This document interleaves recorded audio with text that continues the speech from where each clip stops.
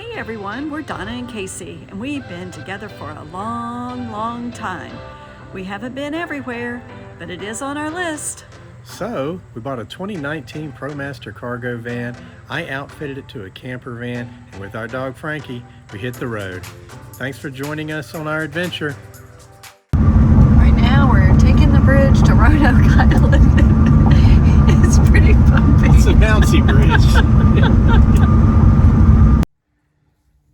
We are still on the Outer Banks. We're on Roanoke Island, and this is Fort Raleigh, where the first settlers, English settlers, came. And the first ones got here in 1585. They stayed for a little while and then they left. And then in 1587, a settler colony came with men, women, and children. And then they ended up being the lost colony when their governor left and went back to England to try and get more supplies. It was 3 years before he could come back. And then when he came back, there was no sign of any of these settlers. Over 100 men, women, and children had just disappeared. This is the Lost Colony Theater here on at Fort Raleigh. Fort Raleigh. And in the summertime, they have productions, the Lost Colony Theater productions. What happened to the colonists? I think the Indians got some revenge, some payback, because 4 years earlier, they killed their Indian chief and beheaded him. I was joking with the National Park employees in the visitor center, telling them that I know what happened to the lost colonists. I think that because they were illegal immigrants, Ron DeSantis had his ancestors gathered them all the illegal immigrants up and had them shipped to Martha's Vineyard. That's what happened to the lost colonists. These Spanish oaks here on the islands are beautiful. Or live oaks, I'm sorry, the live oaks with the Spanish moss hanging from their branches. Beautiful. Not an ancient lighthouse, but it's a reconstruction of the Roanoke Marshes lighthouse here on the town of Manitou, their waterfront. And it's a working lighthouse. It does have a beacon that flashes at night. It sits on the waterway, so a lot of boats coming in and out, no doubt. And over there is the Outer Banks. Over there's what? The Outer Banks. Those houses are, that's the Outer Banks. Yeah, those houses over there are on the Outer Banks. I think that might still be Nag's Head over there.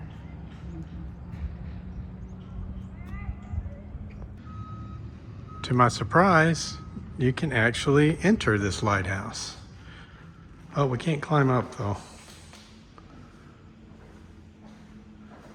There's the original, what the original looked like, the Roanoke Marshes Lighthouse. Construction began 1857. Now this one is a reproduction of that lighthouse.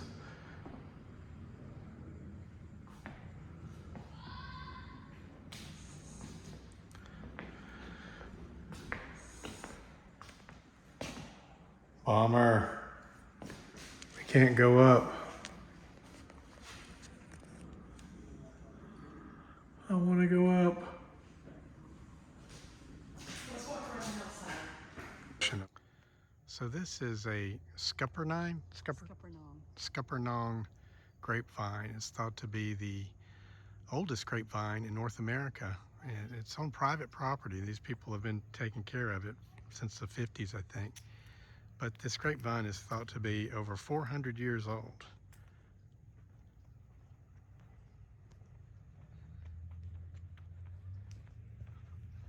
As we get down in here, I don't know if you can see how massive the vine is at the base.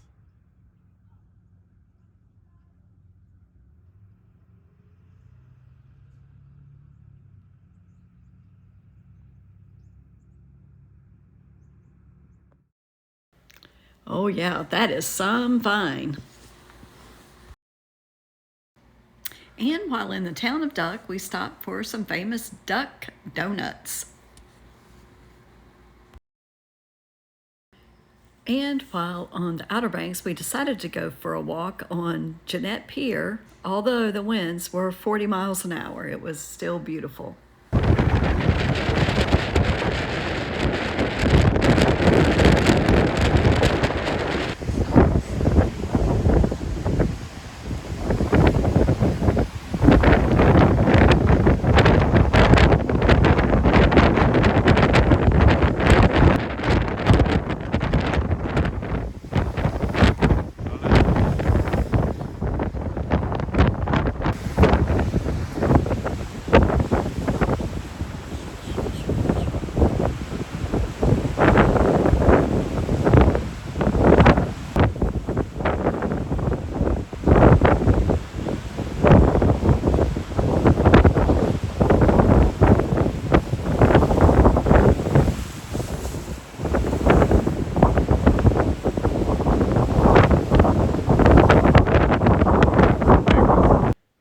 Okay, on to Cape Hatteras and the Bodie Island Lighthouse.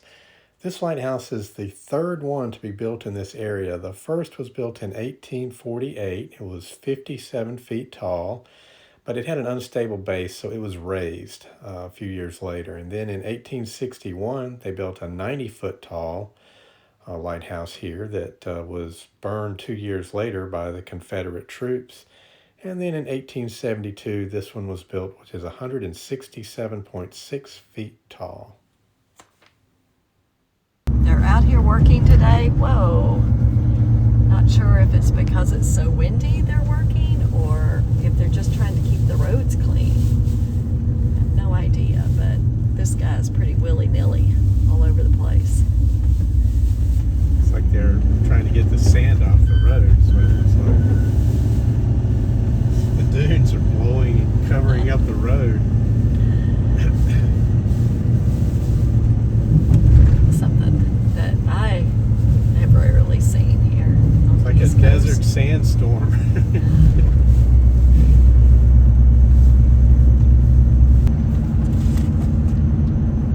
Oh, there's another bulldozer up here. Seems to be paying a little more attention to the traffic.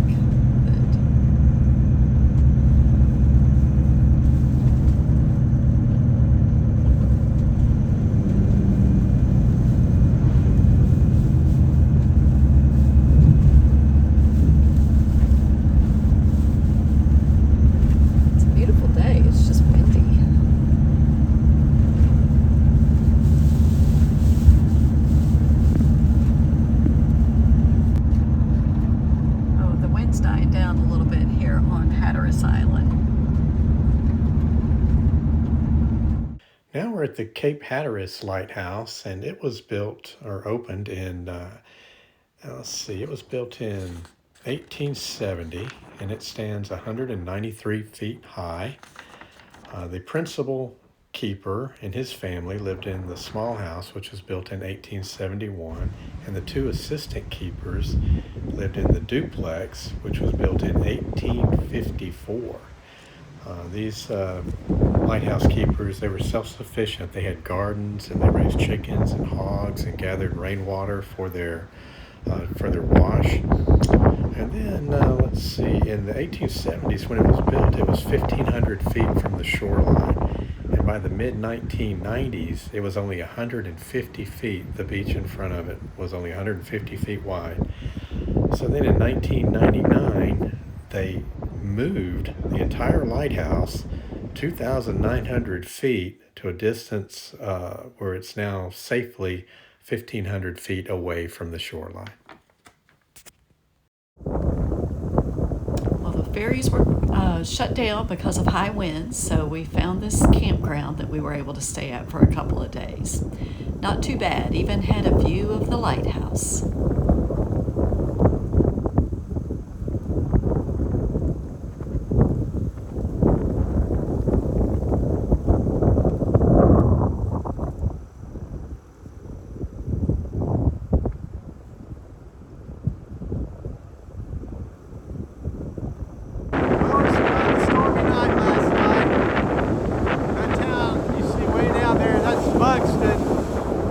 Winston Beach is one of the top 10 beaches in the United States 2022, according to Forbes magazine.